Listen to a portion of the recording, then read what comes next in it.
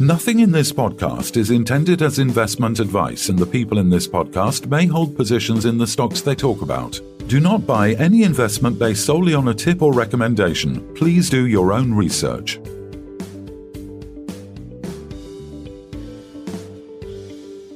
Hello and welcome to the Sunday Roast. It's Sunday the 2nd of February. I'm Phil Carroll. I'm Kevin Hornsby. Charles Archer. Start of February already. My dad never misses a chance to send a rabbit emoji. I never really understood it, but does anyone else get this? No, maybe just me then. I mean, I had to Google and look this kind of bizarre tradition up, and I found some pretty interesting takes on it. On the first day of the month, if the first thing you say is rabbit, rabbit, or sometimes just white rabbits, then it's believed to bring good luck for the rest of the month. One theory suggests it started in the late 19th century, possibly linked to the mining community, where miners would say white rabbits for good luck before going into the mines. And apparently Theodore Roosevelt's children would say rabbit, rabbit for good luck. So there you go. It's a bizarre tradition. But does anybody else have any interesting or bizarre traditions at the first day of the month? Pay the mortgage. Standing orders coming out. All the standing orders come out, and then you see how much you've got left to invest. You look at it and think, I've only got 700 quid left for the rest of the month now. That's right. All the money's out, and now you're like, oh, that. Now I know what I can and can't do. Yeah. Well, I'll tell you, the way my wife and I are both limited directors of our company. What I pay myself in regular salary pays all of the bills, and I've got nothing left over. She's sitting there with thousands in the bank, ready to spend. It's a wonderful way to structure our lives. I love that. I mean, they say, January's out of the way now, and it is probably one of the longest months, not only the fact that it's got 31 days, but the fact that you've got the Christmas sort of like people looking at credit card bills, paying off debts. I think that they called it, we talked about last month, Blue Monday was obviously one of the, this third week in January is the most depressing week. People kind of fall off the wagon in terms of, the New Year's resolutions have ended. So are you glad to get that one out of the way, or is that something that you just crack on with January plow through it? I just crack on with it, to be honest. I mean, I think what I try to do is work as much as possible over the winter, and then as it gets warmer in the spring, I'm right by the beach, and then June, July, August, try and take as much off as I can. Doesn't always work out that way, but generally, the adage "sell in May, go away" for the stock market seems to ring true. Doesn't it? Most years there's not much going on instead of June, July, August, and in September everything comes back, isn't it? It's almost like a half a trading year, isn't it? That May to September window is almost, I won't say non-existent, but it definitely, the volume drops off. Well, it drops massively. The thing is, at the end of the day, like when it's summer holidays, when it's sunny, when it's nice, the people with money, they're not going to want to invest it or look where it's going. They want to go enjoy their lives. And it starts raining in September. They go, hang on, I'm going to need to make a bit of capital again this year. And it just swings and roundabouts. It's funny. I was speaking to a couple of analysts literally the other day about sort of trading volume and stuff on AIM. And they were talking about how the US markets are talking about 22 or 24 hour kind of round the clock trading. And they were saying for the small caps, maybe the opposite would make more sense. Drop the market, make it Tuesday, Wednesday, Thursday only, and then you compress. Yeah. Get that window of high trades into like 3 days. Yeah. Condense it together. That makes sense because people would be sort of like really waiting to get into the market, wouldn't they, at that point? Well, I think you just create more liquidity, wouldn't you? I would venture, for small cap work, other than like recording with you guys occasionally, I barely do anything on Fridays. Generally there's not that many RNSs, there's not that much information going out. There's very little trading volume. So we're effectively already on a Monday to Thursday schedule. Unless someone it should be Monday to Thursday, because as you say, Friday, if anybody puts an RNS out on Friday, then sort of what's the point? Yeah. My January, I feel like I've achieved from 2 chins to 1.5 chins, because I've been on quite a strict eating plan over January and trying to exercise as much as possible. So the big weigh-in's coming, so we'll see. We'll report back with fat loss. Hopefully it's fat loss. We'll see. As you guys know, I really damaged my knee in sort of March last year, and now I've been given the all clear, so I'm running again. But sort of every step I take, I'm like, is it going to crack and just go? Getting there now. Watch those ACLs, mate. Watch those ACLs. Yeah. Okay, you need to do something less impactful than Yeah, that's why I do a lot of cycling, because it's very low impact. I used to do a lot of running, and cycling's superb for if you want low impact. But let's have a look at some of the news stories that have dominated. I mean, there was very bad news on Wednesday, waking up on Thursday morning in the UK. There was a catastrophic mid-air collision occurred near Ronald Reagan Washington National Airport when an American Airlines regional jet PSA flight 5342 crashed into a US Army Black Hawk helicopter while landing, resulting in no survivors from the 64 passengers and crew on the jet and the 3 soldiers on the helicopter. The aircraft plummeted into the Potomac River, leading to an extensive recovery operation challenged by cold, windy conditions and fuel contamination. The NTSB, the National Transport Safety Board, has taken charge of the investigation, retrieving the jet's black boxes, while early reports suggest that only one air traffic controller was managing both aircraft and helicopter traffic at the time. Trump has controversially linked the crash to lowered air traffic control standards due to diversity initiatives, a claim lacking substantiation as the investigation unfolds. So, obviously, very devastating to see this. There was a lot of members on board who apparently were linked to the ice skating fraternity there. There was some ex-Russian world champions on board. There were some very young members of the US team. Obviously, thoughts and prayers going out to family members of the bereaved. But yeah, what did you make of, obviously, firstly, Trump's comments about this sort of diversity initiatives? And then he's obviously signed an executive order aimed at ending diversity, equity, and inclusion, the DEI program, within the federal aviation industry. I can't really do a Trump impression, but most people don't care what they want. I'm not going to go into it, but he basically came out with quite a cutting comment about power of the brain not being good at what they do and sort of bad things being happening. But what do we make of those comments? I mean, I'd like to stay in a job. I'm not sure how controversial we can go. I do think diversity, equality, and inclusion. I think the problem is that DEI is important, but how do you enforce it in such a way that we still have meritocracy? And can you have DEI and meritocracy together? I'm not sure it's possible because at the end of the day, if you have multiple candidates for a job, and then what does DEI mean? Does it mean that individuals in the sake of diversity, you hire individuals who are not as qualified, or is it just as a tiebreaker, for example? And I think it's actually quite difficult to know, especially from like department to department, country to country, company to company. I do think in terms of speculating about this particular crash, we don't actually know specifically what's happened yet. The news doesn't know. All we know is it's the worst aviation disaster for the US in about 20 years. And yeah, thoughts and prayers. I think with diversity, equality, inclusion, very regardless of your views on it, with Trump in charge, it's gonna go. It's gonna be repealed massively in the US. But I mean, what's the word? I mean, is that not an insult to some of the family members by basically starting, there's an investigation going on and he's making comments saying that, there's not enough staff on board and the ones that are hired are the wrong, they're not clever. I mean, I can't believe that the president can get away with comments like that at a time. Uh, It's just insensitivity, really, isn't it? well, he can say whatever he wants. I mean, as far as is he not a convicted criminal? um, people, Americans don't seem to care because the alternative was worse. It seems to be, the prevailing opinion over there. Trump has insulted a lot of people in his life, but people still like his message. Mm. So, and the other thing is we don't know exactly what's going on, but as president of the United States, he may have more information than we do. He hasn't exactly been polite to the air traffic controllers of any description, really, is it? So it's not good. Let's put it that way. But yeah, it's what's been happening in the AI market then with this deep whatever it's called. What do we did discuss it during the week there, but what do you think is going to be the outcome? It seems to be everything sort of bounced back a little bit now, and everybody's not worried about it. So.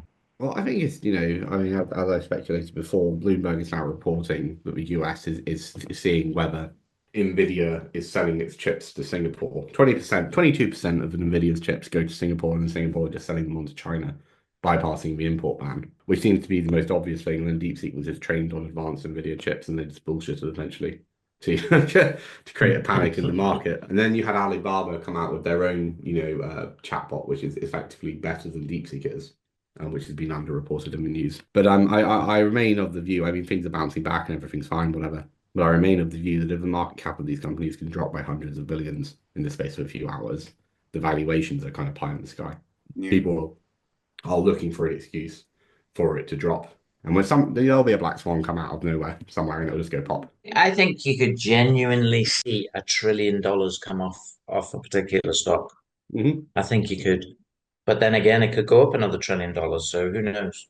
Yeah, I mean, I was quite amazed to see the announcement as well from Alibaba in the week. Alibaba that they've obviously, developed their own this new AI model called QN 2.5 Max, which is, as you just alluded to, Charles, will outperform models from DeepSeek, OpenAI, and Meta platforms.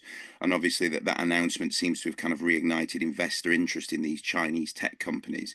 But I think that the US and particularly the national security experts are pretty alarmed because DeepSeek reportedly uses those NVIDIA H800 chips, which have obviously been exported to China before the restrictions were put in place, which they're using to train the AI model. And obviously, the Pentagon is fearing China could leverage this technology for sort of any military applications, which could obviously tip the balance of power. But I mean, I'd like to, maybe there's someone we could ask about this. If only we had someone who was kind of well versed in this AI space. So I guess we've got him. We welcome Dan G from Priority Intelligence. Welcome back to the podcast, Dan. Hi guys, thanks for having me. Absolutely. So, as you just heard at the top there, Dan, I mean, let's get your thoughts on what we just talked about, and obviously what we've now seen as a potentially a big disruptor in the AI space this week with the announcements of DeepSeek's new AI model, and then obviously the further announcement of Alibaba with their QN model. I'd love to hear your thoughts on this news and what it means for competitors like OpenAI and Gemini, etc. It's all about perspective, right? It's obviously a very interesting time to be in the space, and there's some real kind of, I guess, thought leaders in the AI space, people like Greg Eisenberg out in the States, who does tons of work for SMEs, talking about this actually being fantastic for some, a little bit more difficult for others. What we're not saying is actually the compute requirements for AI or for language models is going away. Obviously, I won't talk about share prices, but lots of volatility in that NVIDIA share price. And there is the question mark around kind of the GPUs that are being trained, are being used for the training of these DeepSeek models, the Alibaba models. Are they the H100s? Are they L40Ss? Is it breaking the export controls? Is it even possible? And I think that's a big question mark, and one that we'll probably get more clarity in as kind of the situation expands. What we are seeing, though, is that there is a race to produce more optimal models, more efficient models. And if we look at companies outside the LLMs, so a lot of these wrappers that we're seeing, or a lot of companies producing agentic workflows or agentic tools for businesses such as us, actually what we've got is a perfect storm. We've got a real onus on reducing operating margin. Fantastic for people like us who are using some external LLMs for our own data sets. We've got a race to be more competitive, a race to get product to market. It's very, very difficult if you're one of the big players like a Gemini or like an Anthropic on how you are going to have the most efficient or the cheapest model. However, if you're using software that sits on top of some of these LLMs, actually, this is a great place to be in. And we would champion, I guess, the most efficient and the most cost-effective models, because for our people like us, it's going to optimize our margins. I think the only real concern from our point of view is that we are a UK company, we are data compliant, we do a lot of work, and we've got a team that sit behind us that do a lot of work in controlling and processing customer data. We're very, very conscious of where that customer data sits. And with some of these Chinese players, we would have, I guess, overarching kind of concern and want to review where that data is sitting. As long as it's staying within Europe, as long as the servers are staying within Europe, really happy with that. Going outside of that, I think it's something a lot of, especially big organizations, when thinking about deploying AI, will be very conscious of is this going to affect, say, my ISO certification, or if we've got educational or health data, my HIPAA certification in the States. It's something no one's really talking about, but I think is going to become really, really important over the next couple of months is data integrity. If we get to see some of these Chinese players actually penetrating some market share, which it seems like they're going to. Yeah, well, I think Microsoft have just introduced DeepSeek to Azure, haven't they? Literally just now. So it'll be quite interesting to see how we square that circle. Because on the one hand, if TikTok is a national security liability, especially in the US, then DeepSeek for sure is, and yet it's now being integrated into Microsoft, and Microsoft products are all over the entire world. So how do you square that circle? I think it's very difficult, especially given the interpersonal relationships between the tech CEOs sort of lined up at Trump's inauguration, saw the photos of them. And then you've got Trump right there, and obviously the tie-in between the tech and then donating to that inauguration. The world is becoming a very complex space with artificial intelligence, and predicting what people are going to do or where it's going to go is becoming harder and harder, I guess. I guess a kind of a political Avengers assemble, right, with some of these tech CEOs, Charles. In some of the kind of the imagery we're seeing, but it does seem like a very closed circle. So introducing new players to that, does that create frictions? Does it create tension? Do we see kind of political backlash? Obviously, Trump has come out and commented and said this whole DeepSeek introduction is actually fantastic and is a big wake-up call for the industry. So at the moment, he seems to be in support of that level of competition, but I don't know if politically that changes. And as you say, TikTok, we've had the whole backlash and obviously kind of the look for a new suitor to run that. But it'll be an interesting one. I think it extends beyond technology and probably bleeds into politics, which could be, again, make for fun reading for kind of, Yeah. Well, I think it's going to be super fun. I mean, well, the rumors were that Microsoft was going to be the 50% owner of TikTok, and that was how it's going to remain in the US. Now that Microsoft has just allowed DeepSeek onto their platform, I guess that's how it's going to be. But obviously, this is kind of like higher level stuff. Tell us about Priority AI. What have you been up to the past few weeks? Dealing with a lot of questions about DeepSeek and asking me about GPUs, I guess. No, actually, interestingly, so we've got obviously playground environments, test environments for all of our language models. And as we build out more models and onboard more customers, some of those customers ask questions and customer requirements, and more than happy. We are AI-driven, human delivered, so we've got a team sitting behind making sure the customers are getting the most out of the product. And we have experimented with integrating some of our small language models into DeepSeek. And obviously kind of keeping all the data in-house, but experimenting in test environments, the efficiencies when we integrate to a Gemini or an OpenAI or a DeepSeek, how does that affect the performance of the models, the cost of the models? So we're running those experiments internally. The interesting part is actually when we engage with the DeepSeek node, it is through an OpenAI wrapper. And a lot of integration platforms are actually using that OpenAI interface to engage with the DeepSeek API. So that kind of gives you an idea. Yeah, well, I mean, this is the thing, right? Because DeepSeek, I mean, you were talking about it being 5% maybe of the cost compared to using a ChatGPT model. And yet it seems to be the case that DeepSeek is wrapped in something created by OpenAI by every company that's using it, which kind of suggests to me that it can't replace OpenAI just yet. But I guess for you guys, maybe there's cost benefits there, margin savings maybe. Yeah, it's all about margin. I guess, we operate on super healthy margins anyway because we control those small LLMs. A lot of the data intensive work we're doing in-house in our own kind of vector databases, and then going to LLMs to produce some of the generative content. So there is, I guess, a focus on margin, but also for us, it's a kind of a core focus on performance. So for example, I've seen that we put an RNS out the other day. That RNS was constructed on platform, which is fantastic. Being one of the initial RNSs that actually goes out into the world and constructed on platform. We ran it through a few separate models from a generative capacity using the data and to work out what was the best output. So I think that is a balancing act for us, and I guess for other tech companies as well, of is there a compromise to performance? Obviously, I've seen Phil was talking about some of the kind of the skewed responses when we get into some political commentary with DeepSeek, and actually maybe this, although it is open source, are there kind of parameters around it? Do those parameters increase, which make it less functional as it builds out? I don't know. No, that for me is the. I asked it, what's the correlation between Xi Jinping and Winnie the Pooh? And it looks like a computer started smoking. It didn't want to answer that one. I'm surprised it didn't explode itself, just self-detonate. Server is busy right now. Was my best I'm on a response. list. I'm The on a computer Chinese said communist. no. I'm on a list somewhere in China now. I'm not allowed to set foot in the country, but.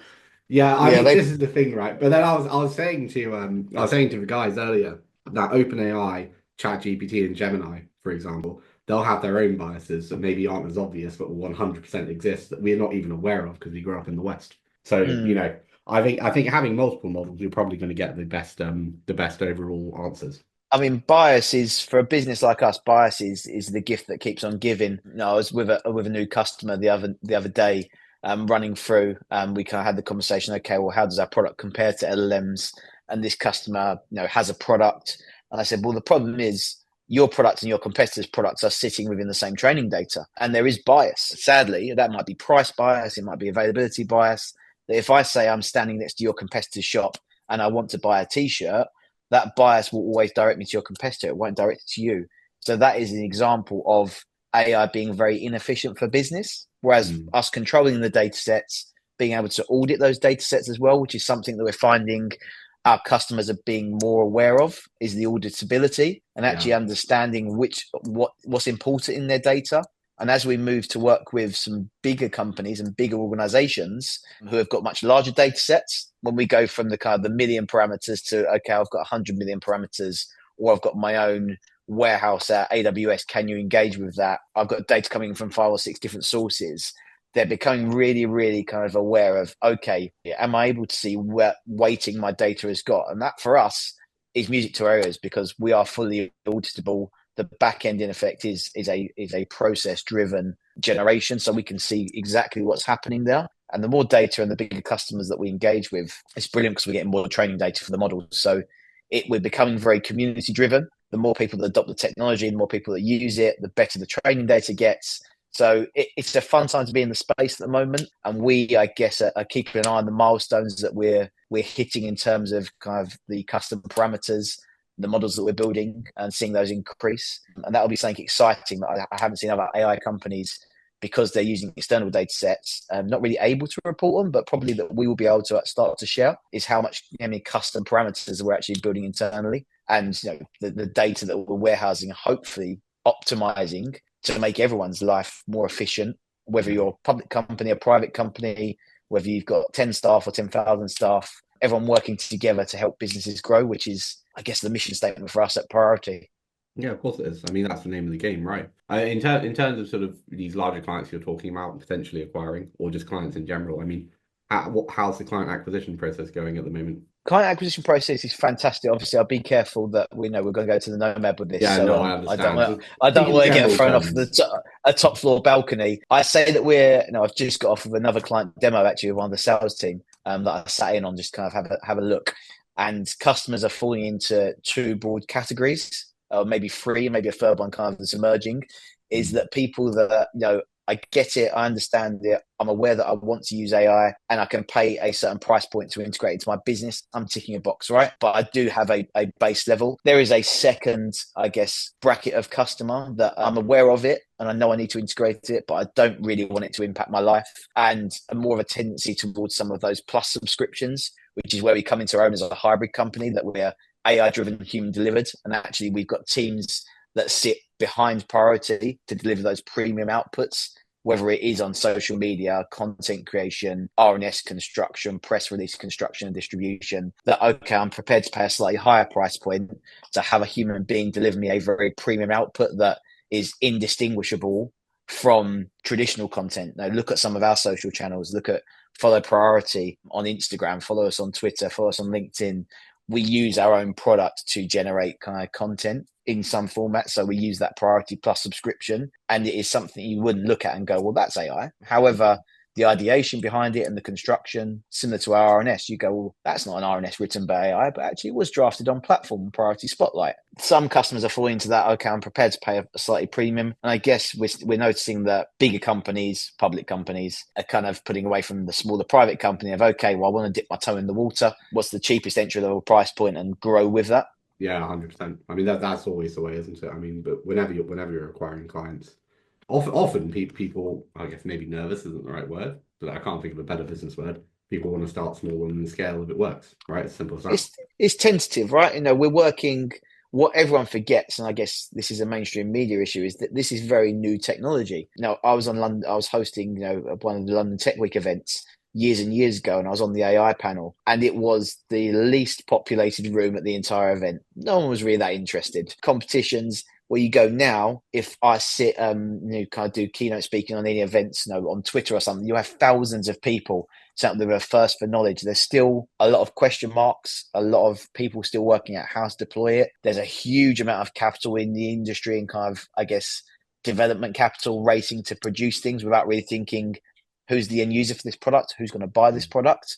Where we're a little bit different. We've come in reverse of the business. We've kind of said, well, where a small business is spending money and then working backwards, okay, well, how can we make that cheaper, more affordable? Big tech still isn't in that phase. It's, okay, I'm Gemini. How am I beating Anthropic? DeepSeek's just come on the scene. How can I spend £1 billion to reduce my margins?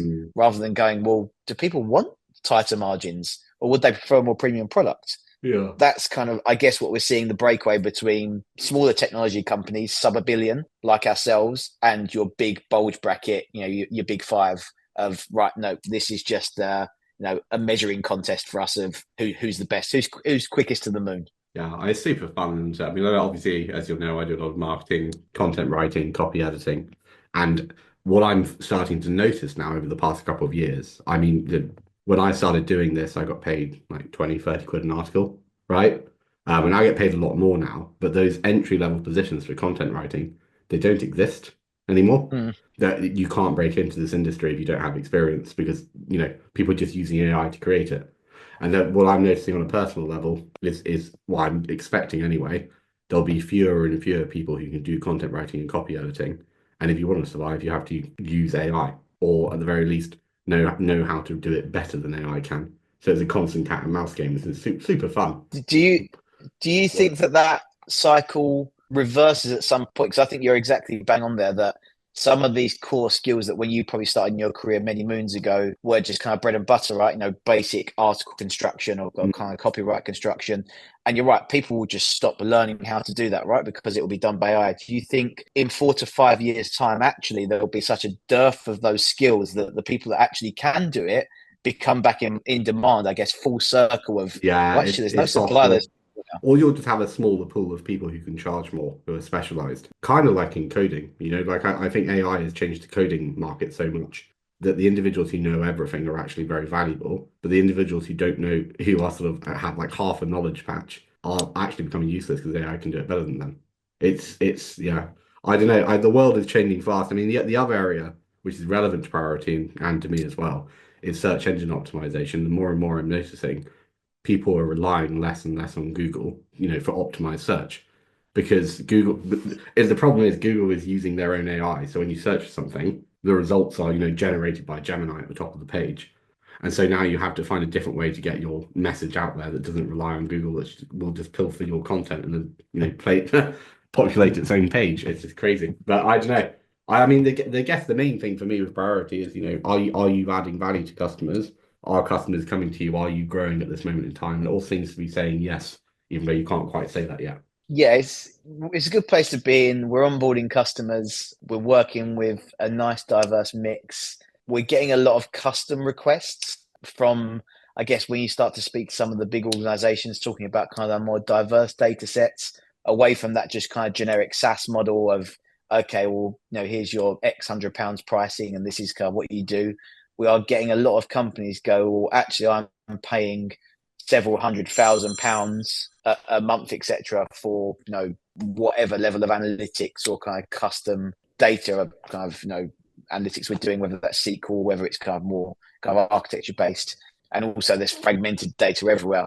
We get a lot of customers say, could I bring it all into one place? This concept of building your own data warehouse as an LLM, unique for your business, I think is super popular for big organizations. And I think that's something that we'll see a lot more of people taking their data back, taking ownership of their data, being less fragmented, and actually a really efficient place to store it in one kind of location, and actually run some really cool custom kind of workflows, agentic processes over the top of it. So that's, I guess, where I see a big growth area, not only for us, but the industry in general, of big companies going, well, I've got data spread out everywhere. It might be my sales, my customers, my social media data, my PLC share price data, et cetera, et cetera.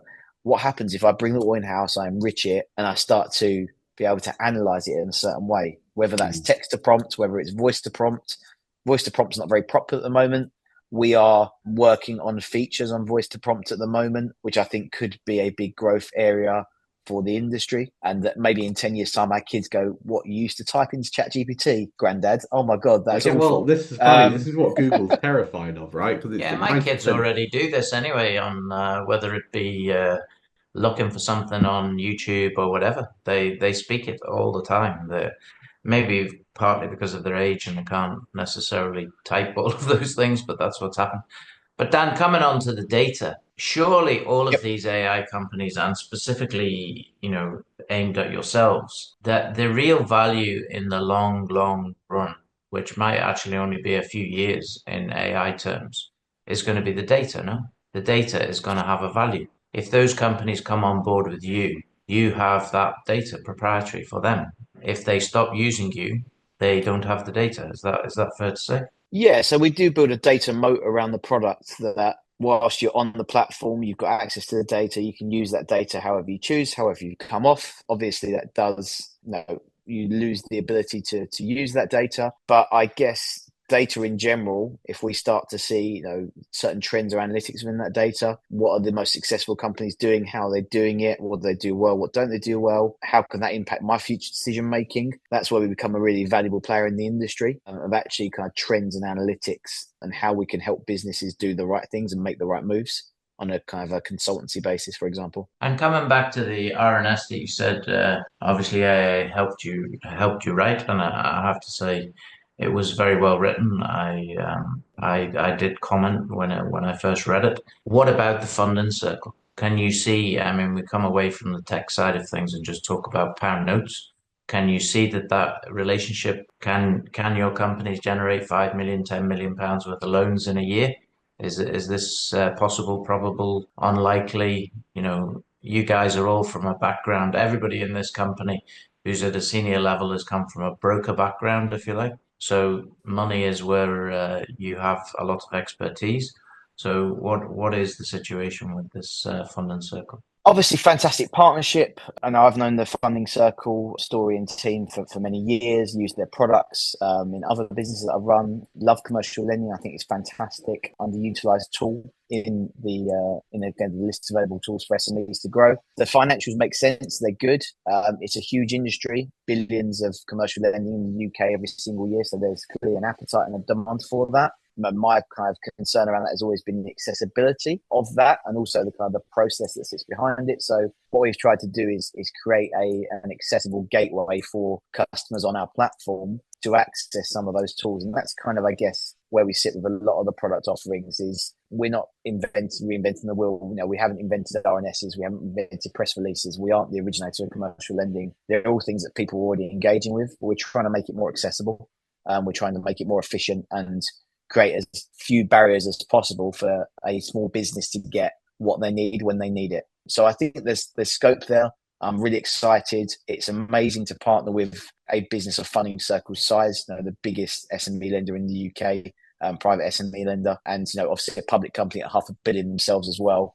Even to be in the room with names like that is testament. Good. So how do you see the next 11 months of it? You've been on the market for a juicy nearly 1 month. How do you see the next 11 months panning out? Just for the people who don't know the story of Priority AI, what is ahead for you guys? For us, it's we are capital markets guys and girls. We're a growing team, and we've always said, coming to the capital markets is something that we've always wanted to do. It's a stage in our journey, the UK capital markets. We understand how they work, and we understand what people want to see.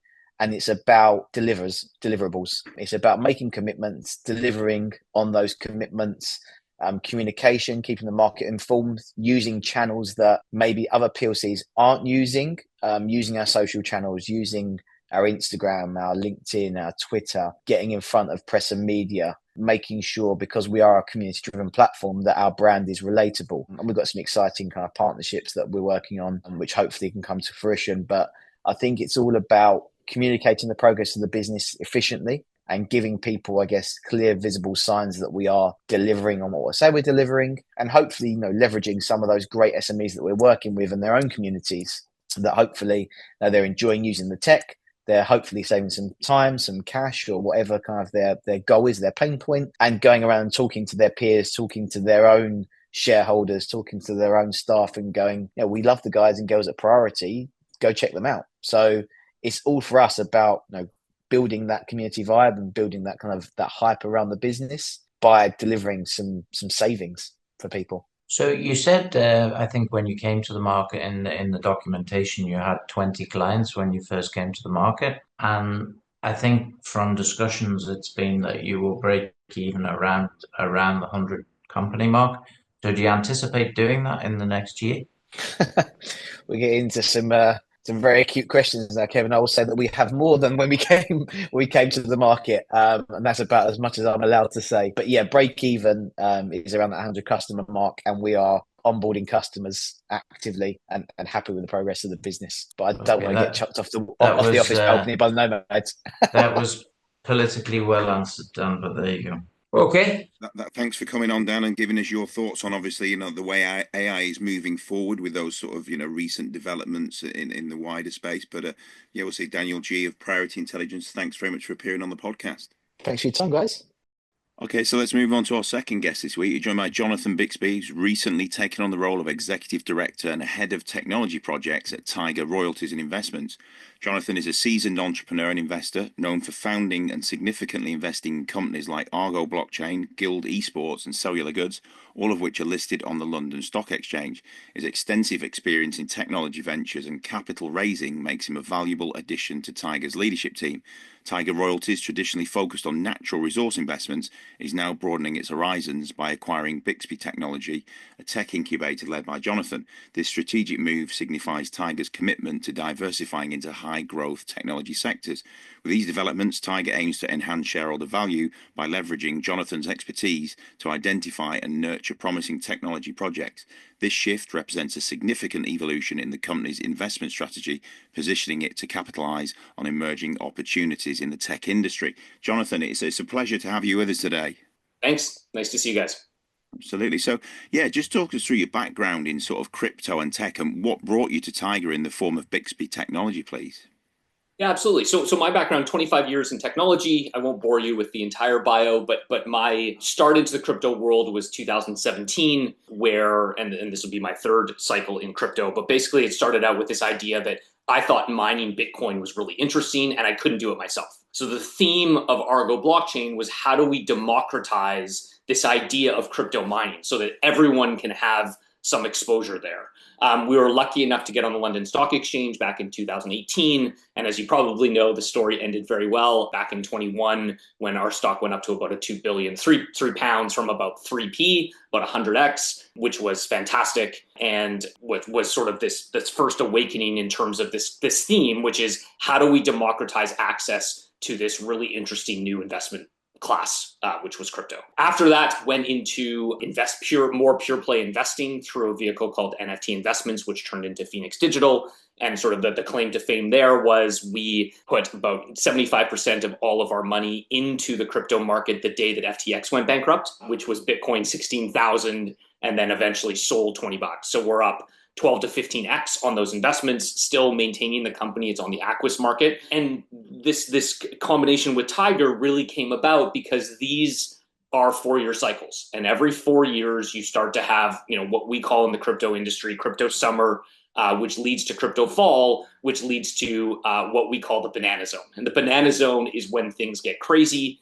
And we are just entering the banana zone right now. So the combination with Tiger was essentially, how do we give exposure to investors in the UK around this new concept that everyone's heard about, specifically in the last couple of days with Trump and Melania, around these meme coins? And so the idea of Tiger purchasing Bixby Technology and the pipeline that we have is, how do we create value for investors in this space? How do we educate people? How do we curate? And ultimately, the goal is, everyone wants to make money. So how do we make money in the space as well? Absolutely, yeah. So, let's break down Tiger's sort of exciting new partnership. This is with AROC.VC, the first project under your leadership, I believe. So, AROC is effectively an AI-driven venture capital agent that focuses on the meme coin market, as you just alluded to, a niche, very niche, but rapidly growing segment of cryptocurrency. So using like advanced AI techniques, AROC is making these data-driven decisions, which removes any kind of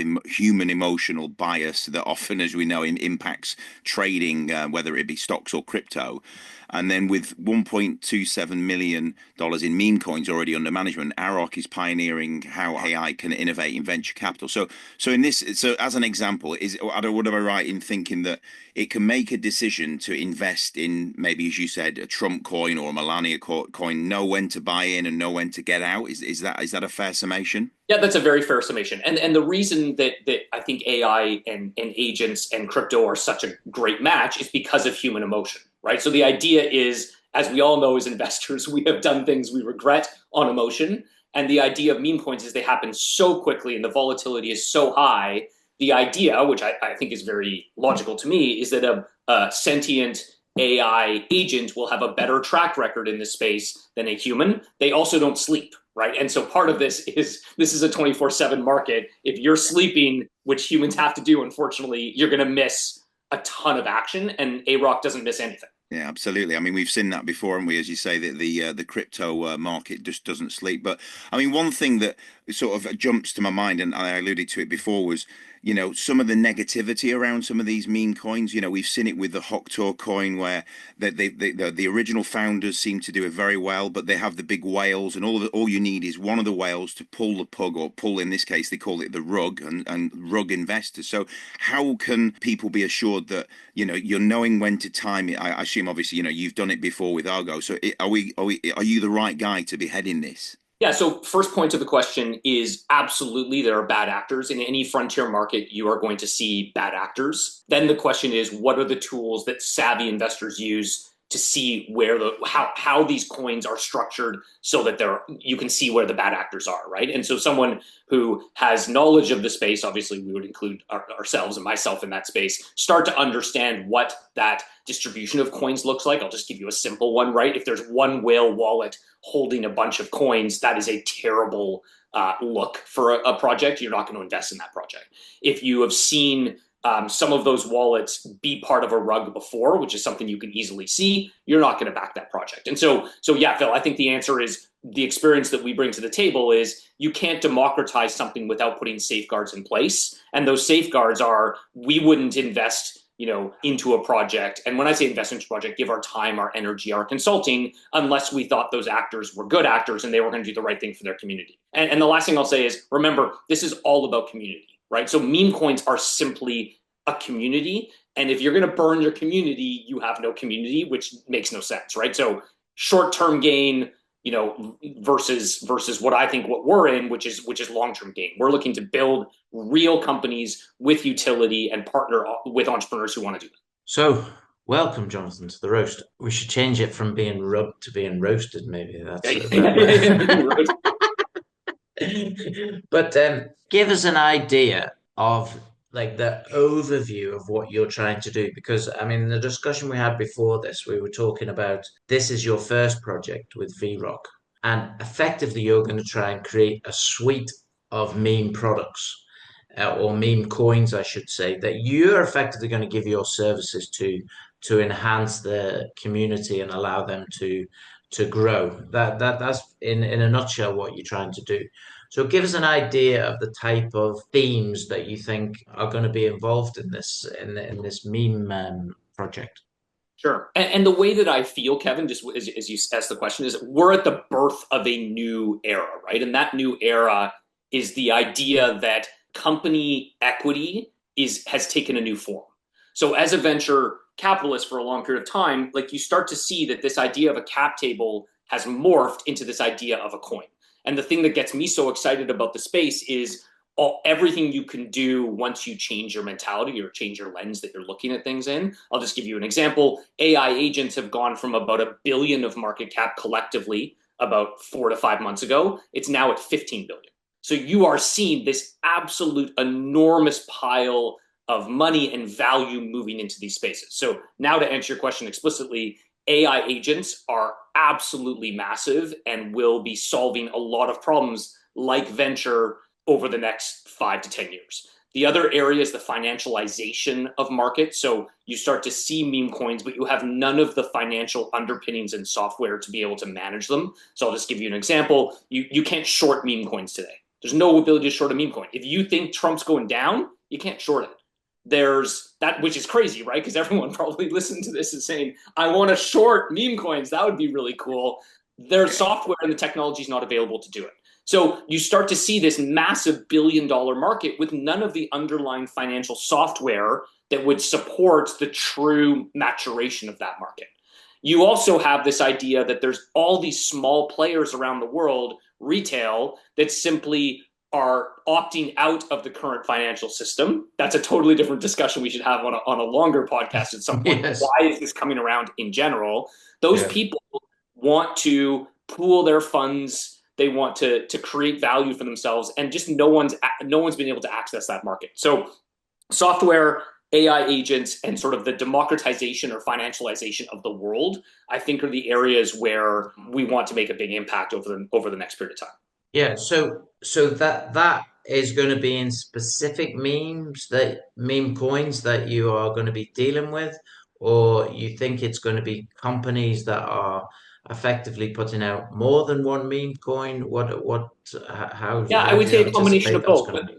Yeah, the goal is a portfolio, right? Because I think anyone who wants to make money in a space has to have a portfolio. I am not 100% in terms of my view of the market. So we need a portfolio. Remember, most of these things are projects, not companies. And so the idea is we want to partner with projects around the world and basically be the de facto standard. If you want to have a high quality project, you're going to come talk to Tiger. The idea is we want to be the global hub for anyone who wants to create value in the market. And remember, most of these people are developers, right? They have no marketing acumen. They don't understand regulation. They don't understand fundraising. A lot of these entrepreneurs are first-time entrepreneurs who are technical. They need people like us to help them commercialize their projects. And in return, we get access to the cap table. And in this world, the cap table is the utility meme coin. That's the goal. And is there we were also discussing about how is the meme coin not a security?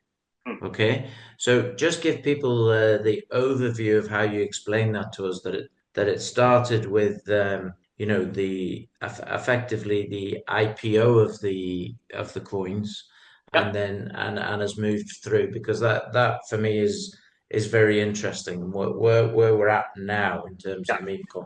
And It's a great question. This is the end game ultimately from what you're saying. This is potentially the end game. I mean, I can't predict the SEC, and so I'm not going to sit here and pretend that I can predict the SEC. What I can say is Tiger is regulated by the FCA, and so we have to take regulation very, very seriously. And so from if you look at the history of crypto and the history, I'll go through it very quickly. But to your point, back in 2016, 17, there was these things called ICOs, which were initial coin offerings. Hey, that sounds like an initial public offering. And a lot of the structure around them was based on both the paperwork of an IPO, but unfortunately, they left out the regulation of an IPO, right? Which is you have regulated brokers and you can only sell to certain types of investors. All of that was left out. So when the SEC looked at XRP as a good example, or some of these other ones, they said, hey, you guys did an unregulated offering. It hits something called the Howey test, which is a three-part test to see if something's a security. I won't bore you with the details. But one of the big parts of that is, did you promise profit? Is there a promise of gain? And if the answer is yes, right, you're going to buy X number of XRP at this price for a gain, then you have kind of gone offside on the Howey test. The next stage of that was in the last boom, these things called NFTs, obviously, which I was very involved with. NFTs, things like digital art or digital assets. Did that contravene the Howey test? In some respects, one could say some of them did because they promised profit. Some of them didn't, which is just here's a digital piece of art, like a Beeple painting, which is for your pleasure only. Now let's go to utility meme coins and meme coins. The idea of meme coins is there's no promise of profit.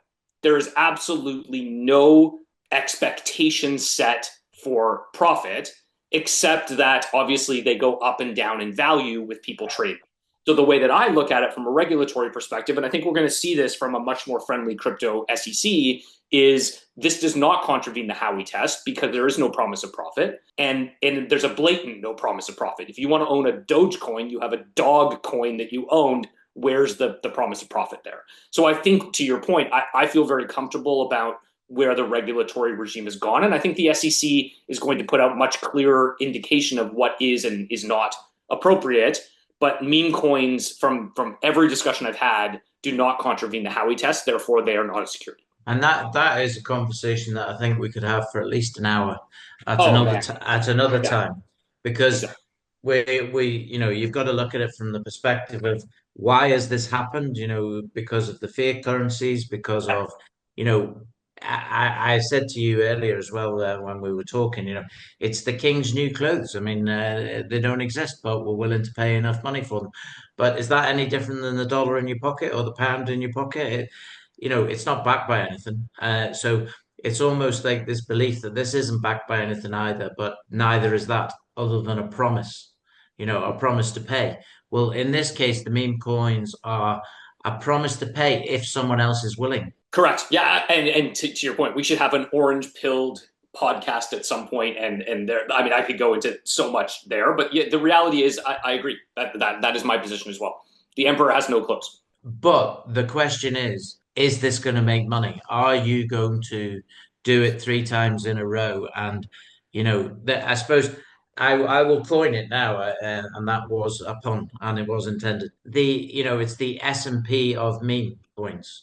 So this is going to be hopefully the S&P of meme coins. You as an investor have no chance of getting in on these meme coin offers. You wouldn't be able to hold enough of them or enough a percentage of them to make any difference. And if the rug is pulled in all of those situations, you're going to be stuffed. So it has to be in Bixby we trust if we want to enter into this game. Yeah, I think that obviously my track record 3 times might be too many to be successful, but I've been very successful in the last 2 cycles. And frankly, that's because I think I understand these cycles. These cycles are 4-year waves. We go into the banana zone. Everyone who's in the game at that point is making money. And then to your very good point, everyone who's there in crypto winter, it's not a good place to be. So you have to understand, just like stock investing, how these cycles work. And these cycles are very different than traditional markets. They are tied much more to liquidity. They are tied much more to sentiment. And you have to understand those things. So I think the idea is we are entering a golden, crazy banana phase of the market. And let's take advantage of that and offer value to our shareholders over the short and the long term. That's the goal. And I suppose the question I pose is, would we be entering this banana zone, as you call it, if we still had a Biden in the White House, or a Kamala Harris? Yeah, a Biden. Well, Operation Choke Point 2.0 was really the Biden administration's sort of brainchild, right? Gary Gensler was their sheriff trying to stop this exodus into this new world. I would argue that the ball really got going once the ETFs came into play last year. And so the moment that you financialize this asset with BlackRock, Larry Fink's not going to lose. And so that was the moment where I knew. It just was so clear to me that this was going to be a truly institutional grade asset. And the answer is it would have been slower under Kamala, but the cat's out of the bag. I always say this to people. The only way to stop this now is to stop the internet. Yeah. If you can stop the internet, you have a chance of stopping crypto. You can't stop the internet. You're not going to do it. And that's a whole nother ball game as well, because let's be honest, they're trying to digitize our bank accounts. They're trying to digitize our share certificates. They're trying to digitize everything. So if they do that, if the internet falls, everything falls. So I hope you've got a few silver coins and a few gold coins in your wallet, because that's the only thing that's going to matter. Now, if that happens, we're in Armageddon. End of story. Correct. On that bombshell, I mean, Kev, you just thrown a real bombshell. Talk about doom and gloom. No, but it's not doom and gloom. It is, do we have an alternative or do we not have an alternative? Because, basically, all of these alternatives, whether we talk about Bitcoin, whether we talk about XRP, whether we talk about Ethereum, whether we talk about the meme coins, what are they trying to do? They're trying to get their money away from the powers that be. They're exiting the system. Yeah, but this new system is going to become a system. Yeah, I think this new system is a system. The reality is that crypto is the door that everyone's trying to exit the old financial system from. And then not to add another bombshell, but I think when you look at, for example, the UK gilt market, you are starting to see the fractures, guys. Like, it's happening in real time, which is essentially, I don't believe as a debt investor that the UK is good for their debt. I just don't believe it. You are not good for your debt. You spend too much money on stupid shit. I don't know if I can swear, but you spend too much money on stupid stuff. And the reality is the governments of the Western democracies cannot do anything but just keep piling debt on top of what they're doing. And smart people, especially young people, are seeing that and saying, this makes no sense. This does not make sense. I need to exit the system. So yes, Kevin, that's what's happening. That's the underlying theme in everything crypto. The current system doesn't work. With Tiger Royalties, and I will ask you, you're likely to change the name if this is going to be the main thrust, but you can answer that in a second. Yeah. But with all the assets that you have in Tiger Royalties, they're all assets that are going to produce copper or gold or things. And then you have these other assets now that you're going to try and move. The one question, I suppose, that I would imagine is on everybody's lips because it's on mine, is how are you going to know when to liquidate? Because as you said, banana time is good, but winter time is very cold. It's cold. There are about 5 key metrics that I look at every day. I'm not going to share that for the audience because that would be a little proprietary, but there are 5 metrics.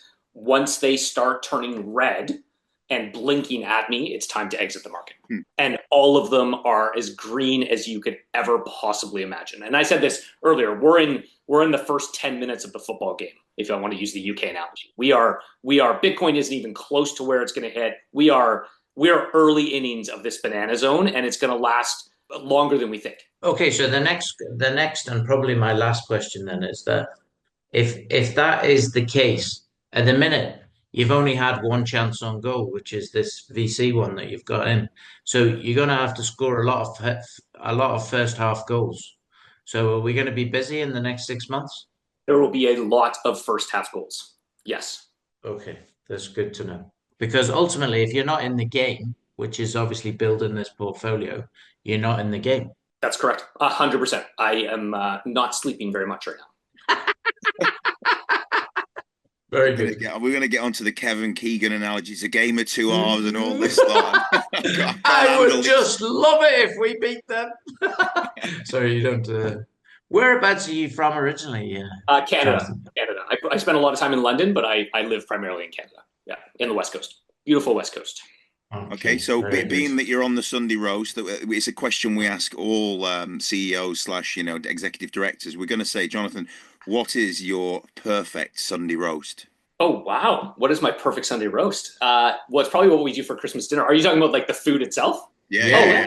This is not a meme coin or anything. Yeah, 7 ribs. Maybe we need a Sunday roast meme coin, Jonathan. I should do that, actually. 7 ribs. I make a wicked Yorkshire pudding, and I cook my roast over a long period of time. So I cook it at very low temperature for 8 to 10 hours, like super low, and then I heat it up at the end. So it's called the reverse sear method. I take my meat very seriously. What you can't see, actually, to answer your question, I'm going to do it. Hold on. You haven't got a Kamado, one of those Kamado, the big green. I am going to unblur my background just to show you not how tough I am. But this is a dry ager for beef. Wow. I take my roast very seriously. I also take my workout seriously. So you dry age like you take your workout seriously.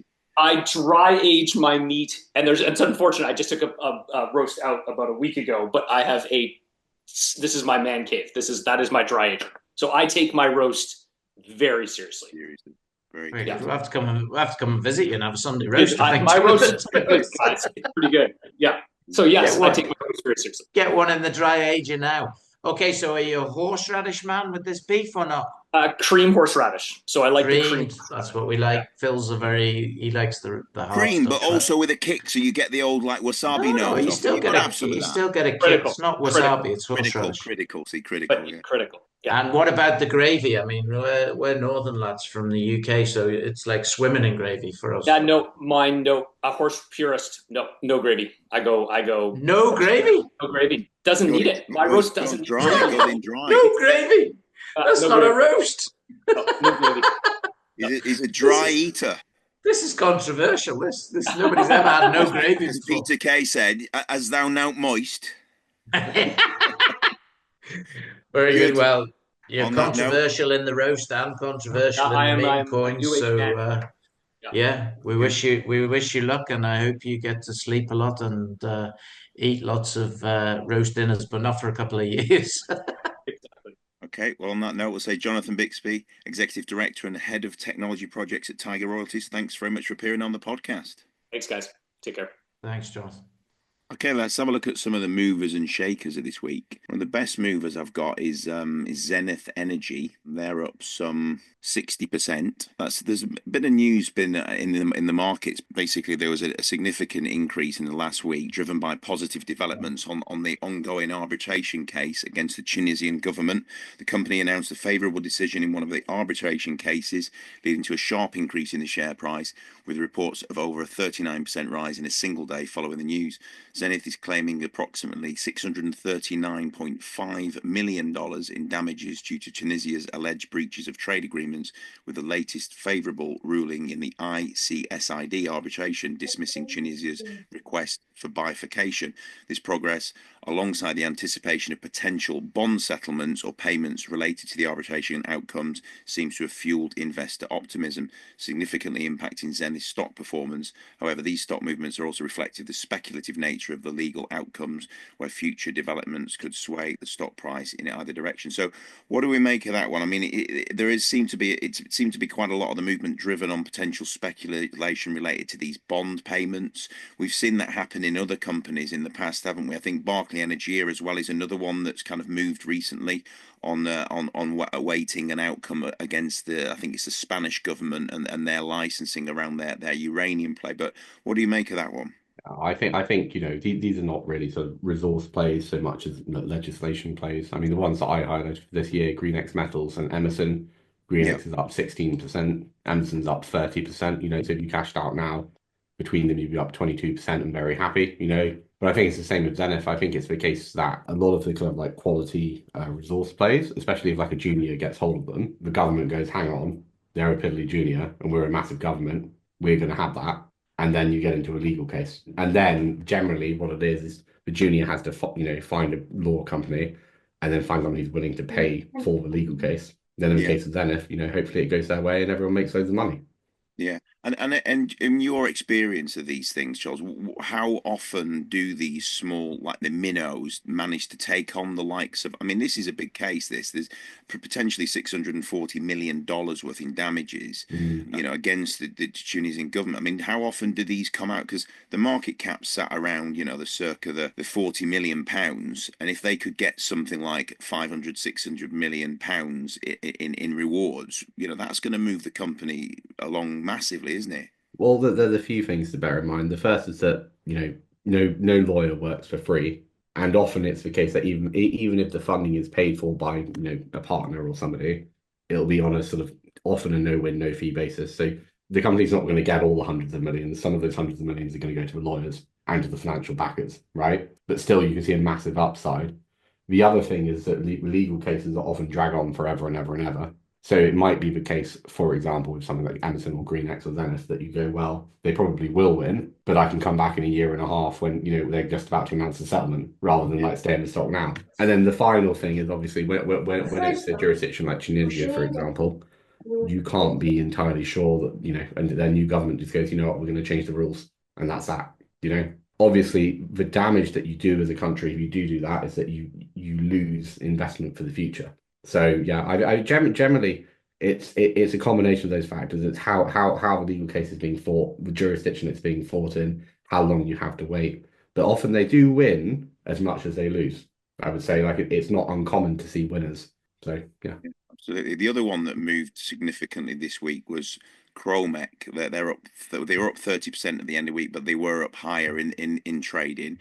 They basically signed a multi-year agreement with Siemens Healthineers to supply cadmium zinc telluride detector tiles for SPECT systems, licensing IP and transferring production equipment for a deal which was worth $37.5 million over 4 years. Partnership is expected to make Kromek profitable in financial year 2025, with an initial payment of $25 million, boosting the financial position, significantly reducing debt and causing its share price to surge over 40% initially on the announcement, as I say, and it ended the week up some circa 30%. So good to see, a major like Siemens coming in with a sort of small aim minnow again. Well, I think this is basically the same. This is kind of a story you want with medtech, right? Is you've got the brand name associated with Siemens. B, you've got a natural buyer for tech if they like it over the longer term. But more importantly, when they're saying we're going to be profitable later this year, what they mean is we're not going to dilute you at a horrible discount. You might still get that, but it becomes a lot less likely. And so, all of those buyers, it wouldn't surprise me to see this company hold on to these gains because on a fundamental level, they deserve them versus some of the other companies we've seen in January where they've gone up like 100 or 200% on speculation. This isn't speculation. This is pure revenue, profit, success, a company doing things properly and getting a good result. Yeah, I think this contract itself, I mean, if this was the only contract they had, then I think it probably just about establishes the share price. The reality of the situation is when you look at their overall business, this is going to make them cash flow positive going forward. Exactly. This is only 15 machines of 174 that they operate. I think this has got really big potential to be probably 2, 3 times its current share price. This year it was trading at 8.5p before this announcement. It's trading around 6.7 or something around there now. In the last sort of 24 months, it had an 11.5p share price. And prior to that, when we were in, yes, partly the casino, it was well into the 20s. So, and it didn't have any of the deals that it's currently got now. So, yeah, I think it's got big potential. And coming back to that Zenith thing, I think a lot of these companies are catching themselves on because quite a lot of them are starting to consider this insurance process that they can actually take an insurance premium if they pay for it to actually insure their deal. So in other words, even if the outcome changes, which normally in these, this is the final nail in the coffin, this is it. It can be arbitrary, there can be arbitration as in it can go down. But if you look at the sheer volume of the payout, $600 million, let's say they only ended up with 40% of it. It's $250 million, which at current exchange rates, £200 million.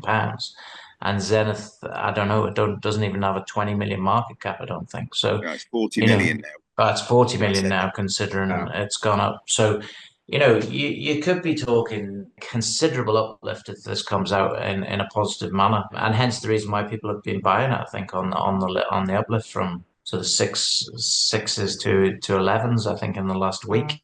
So, but there's still plenty to go there. I think if they do win, so we will see. Okay, so some of the shakers of the week, we got Futura Medical, or FUM, or FUM is the ticker. That they had an announcement on the Friday, basically, or on the Thursday. It was a trading update, which I think basically one of their products, Aroxam, the take up had been much slower than anticipated. I guess resulting in a fact that the market, there is some stigma attached to the products that they're working with. So that was a bit that drove the share price down some 45%. Metals One dropped back 43% on Friday's trading as well. They had an announcement related to equity fundraise, which I think was done at quite a significant discount to the the previous day's close. What do we make of Metals One? I mean, we've had Jonathan on before, obviously, an exciting nickel play, but when you look at their market cap, 0.7 million or £700,000, it looks cheap down here. I think the thing is, a shell is worth $1 million, so anything less than $1 million, regardless of the company, looks cheap.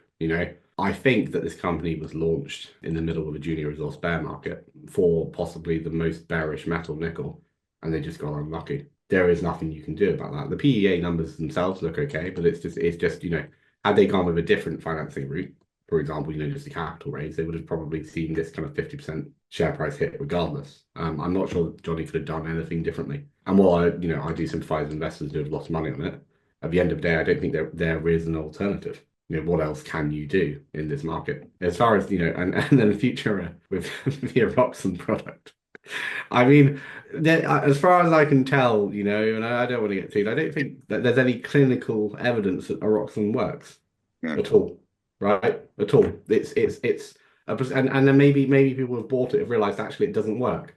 And if you go on Boots, right, which is arguably the largest pharmacy in the UK, right, and look at the reviews for Aroxam, they're hysterical more than anything else. I actually should read them for a laugh. Actually, maybe the company should read them. You've got 2.1 stars, but let's I don't know. Let's read. And what's it supposed to do for you? It's meant to effectively. It's meant to be like Viagra, but without. Anyway, Lard is better and cheaper. Do you not Stick with remember when lard. Albert was going on about FUM all those years ago, saying, "No, I've got it's all about the FUM," and they had massive news. They had a big spike during the COVID casino days, didn't they? It was one of the real like punter stocks, and we used to rib him saying, "You're on the Yeah. FUM again. You're on the FUM," and because I said he used to take the blueies from memory, but then he moved to the FUM products. But It's just this review absolutely no effect whatsoever, even after trying 2 tubes. You think you try one tube? Did he No go back effect to the shop and whatsoever. buy a second one? You know what? This yeah, isn't working. Oh my God. There must I be mean, a to be fair, there are placebo. some people that There must say be a it, placebo effect though, somewhere some people down the say it line. yeah, the works, so it must placebo be effect is placebo. the misses basically. Yeah. Yeah. But I remember when that RNS came out, where they'd done all the clinical trials and they just said, yeah, it doesn't work, but it seems to, have helped people anyway. And obviously it is the placebo effect. And yeah, I guess there are some guys out there who just, need to have some kind of, quasi medical support.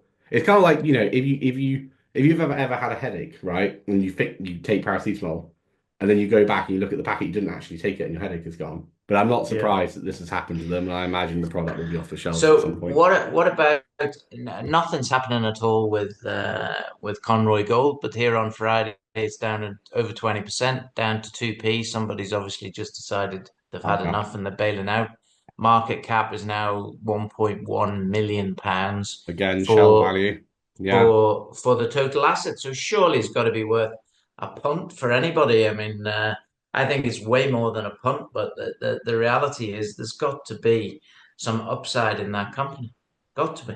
I think it's just a case, obviously Demir walked away and they needed new joint venture partners to start drilling the assets again. It's as simple as that. And until they have that, then it's not really going to go very far, is my view. But again, like the possibility with that the gold they have in Ireland, it could be immense. And I spoke to one of their new directors, Marion, a couple of months ago, and she seems confident that if they explore it like a major, then they'll find what they're looking for.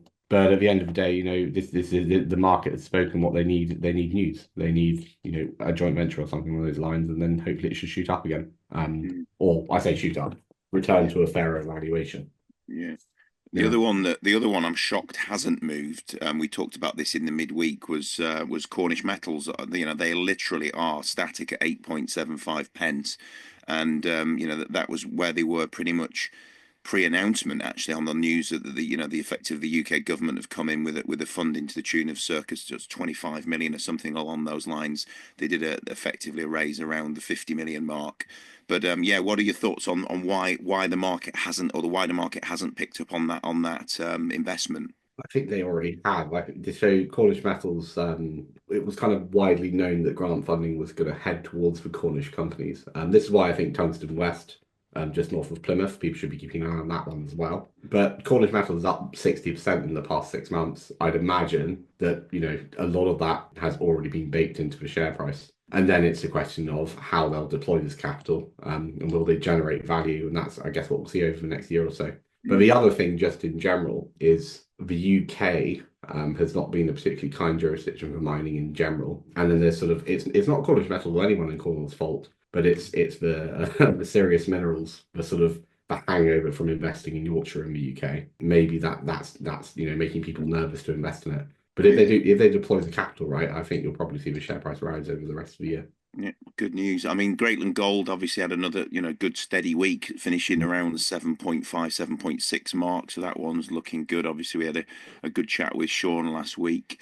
Any other RNSs that anyone wants to bring up? While we're talking You the had week. the Guardian Metal Resources, 2 RNSs actually. I think they had the RNS, which was confirming that the option agreement now, I think, with Tempayu, which looks like, I mean, I watched Oliver's overview of the whole project, and there's a lot of things going for it. And I think the potential to produce tungsten there is probably going to be quicker than Pilot Mountain, I would imagine, because of the type of land it's on and the requirements for the different licensings that are required. There's already electricity power station on board, there's water.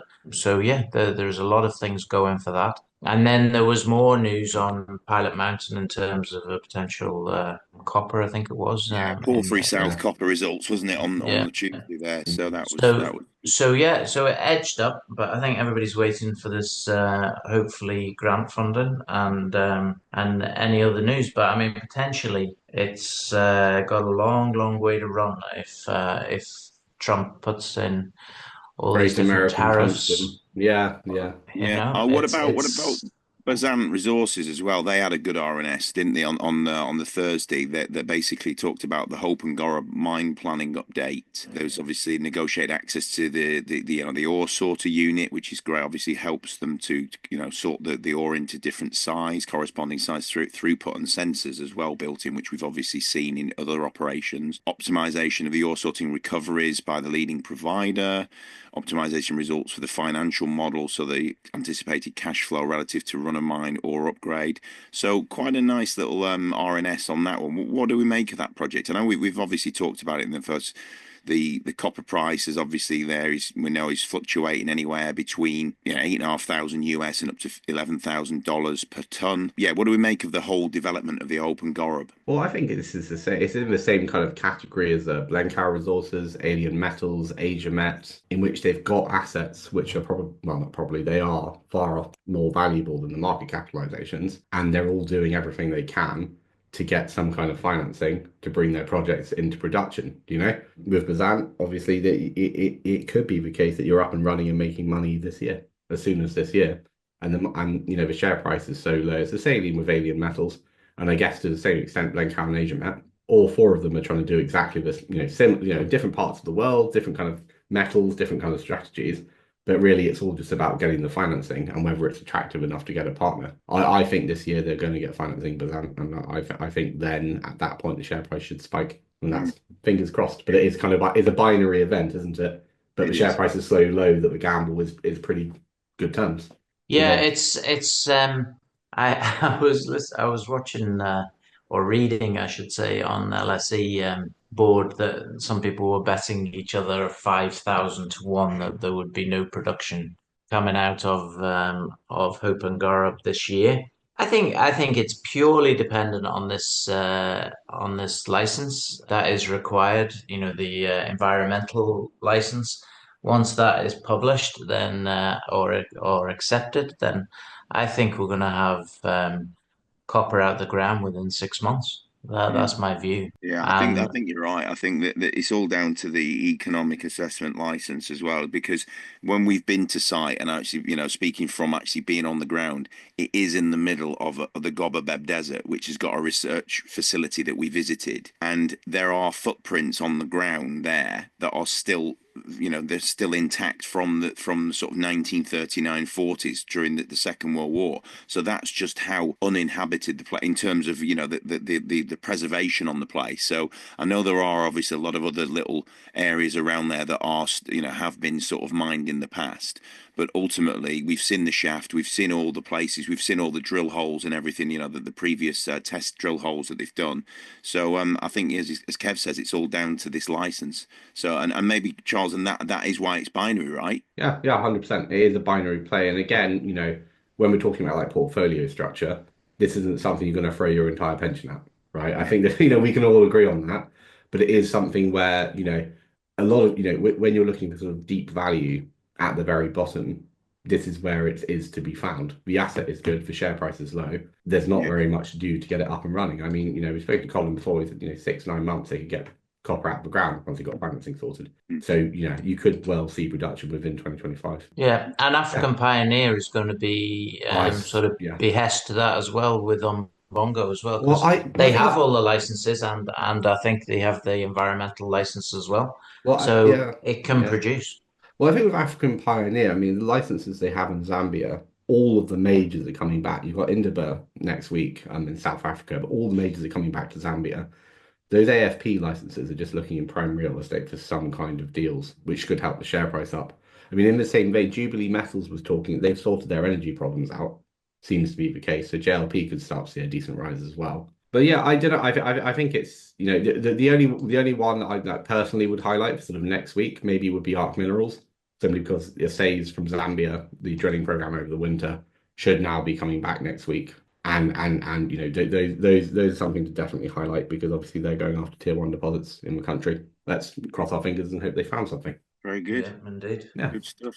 I mean, in terms of sport, obviously, Liverpool making good progress. United have also moved forward into the effectively Europa League table. The most bounce back almost. Rangers closely following United as well. Tottenham also bounced back as well. So, what do we make of that, Kev? What are your thoughts on the week's football roundup? Yeah, all 5 teams are still in the tournament in the Champions League. And when you look at it, in the top 8, you had Liverpool, Arsenal and Villa. And you would never have thought Man City would be languishing 22nd or something, I think it was, and Celtic just above them. So, yeah, they've got a tough ride to go through. But, yeah, it's definitely worked, hasn't it? The table was exciting. It gave people, sort of interest, certainly in the last few games, whereas before, when you had small leagues, it didn't really work, because you could win your first 4 games, qualify, and then just rest your team. End of story. So I think it's worked. It's definitely been more entertaining for everybody, but more games obviously as well. But more games for the teams that didn't quite do as well, because I think Liverpool and Villa and Arsenal now will have less games, because they don't have to play until all the rest fight amongst themselves. So yeah, we'll see. And it's a big weekend in the Premier League as well. I think Arsenal playing Manchester City, and we play Bournemouth, who are absolutely on fire at the minute, haven't beaten everybody. So Liverpool, let's see how it all works out. Yeah, So, and then yeah. there's a couple of things on TV that I'm watching which are just worth a mention. The first one is American Primeval, which is our Netflix series set in 1857 during the Utah War, and it's basically it explores the violent birth of the American West, and it sort of centers around a pivotal character like Isaac Reed, skilled mountain man, and Sarah Holloway. They're basically fugitive mother on the run, and it's all around like the fight between the sort of the natives and the Mormons. And I'm not going to say any more than that, but it is one of the most brutal series I've ever seen in terms of some of the fight scenes in there, the battle scenes between the different warring kind of factions. There is it is I can't Sue can't the missus can't watch it. It's just that brutal. But it is, if anyone likes the history with some pretty gripping, gritty scenes in, then I recommend American Primeval. The other one is one that's running on ITV. It's an ITV thriller with Martin Clunes of Men Behaving Badly fame. He plays a completely different character, plays a farmer. And it's almost like Happy Valley, but in the Welsh valleys rather than the sort of Lancashire/Yorkshire valleys. And it's all about county lines, drug operations, and his son being brought into. Again, I'm not going to say too much on that, but if you like your sort of thrillers, then Out There is on ITVX and Catch Up Now. But they're my 2 recommendations for the week. Anyone else want to mention anything that's they're listening to, podcasting or anything like that? There's a really cool podcast called The Sunday Roast that I've just come across. It's got these 2, sometimes 3 amazing guys just chatting, about the small cap world and the large news. I reckon everyone should just, favorite it, download it, send Favorite it to their friends. download it, subscribe, hit the bell icon. All that funny jazz. I mean, all that sometimes jazz. there's this guy called Phil who talks and just jabbers on for a bit about like movies and films and books that he likes. But generally, there's some good content in there. That's the main thing. Yeah, that's good. I'm glad you like it. Yeah. Okay. Well, on that note, for that bombshell there, Charles, I always like your sarcasm. It's the lowest form of wit, as they say. And we'll say, have a great weekend, all. And thanks for listening. This podcast was brought to you by Roast PR Limited. If you would like to appear on a future episode of The Sunday Roast, please email admin@thesundayroast.net.